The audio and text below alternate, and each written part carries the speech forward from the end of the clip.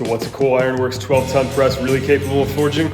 How about we put it to the test by forging a giant bearded axe, and we'll find out.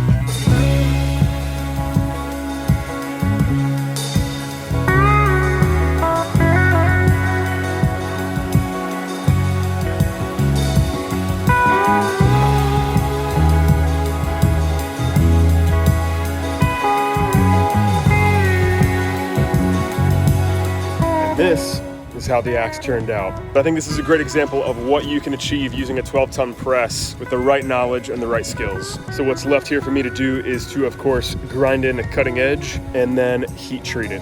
I'll, of course, be adding some decorations and crafting a hickory haft with carvings, and I'll be documenting that in depth for my patrons over on patreon.com/Cedarlore. Thanks for watching.